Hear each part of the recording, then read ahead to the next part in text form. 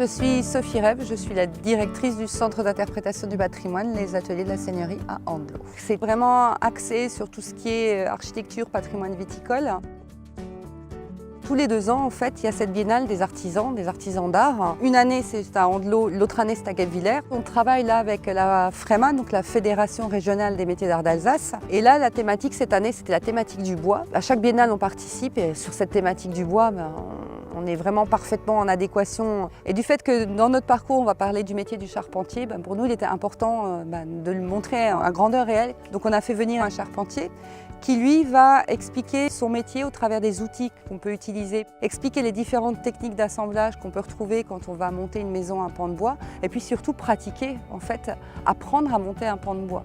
Alors on a choisi un pan de bois médiéval, et donc on a reproduit une maison médiévale à petite échelle. Ça permet au public de se confronter à toute la technicité qu'il fallait avoir pour arriver à monter un pan de bois et qu'il tienne, et qu'il soit pérenne. À côté de ça, ce qu'on explique aussi, puisque une maison à pan de bois rhénane, on a une ossature bois et on va devoir la remplir. Donc on permet aussi aux gens d'apprendre cette technique de remplissage qui est le torchis.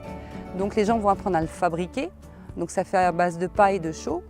Là, on a François Maurice qui va véritablement les suivre, leur expliquer. Et après, ils apprennent à le monter en fait, à l'intérieur d'un pan de bois pour montrer comment on construisait une maison à pan de bois et comment on les construit encore d'ailleurs maintenant.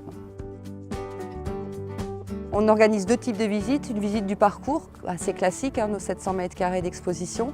Et puis on la double avec une visite de découverte des maisons à pan de bois dans Andelot. Donc on va découvrir les 3 familles de maisons à pan de bois, la maison médiévale, la maison Renaissance, la maison 18e à la française. Et puis après on va aller directement sur le terrain. Les gens auront appris en fait, à reconnaître ces maisons-là. Et on va les inciter par cette visite des maisons à pan de bois du village d'Andelot de redécouvrir par eux-mêmes en fait, ces 3 familles de maisons à pan de bois. Le but du jeu, c'est que le public se rende compte en fait, du savoir-faire et de la technicité qu'ont ces artisans lorsqu'ils élaborent en fait, leurs objets, leurs créations.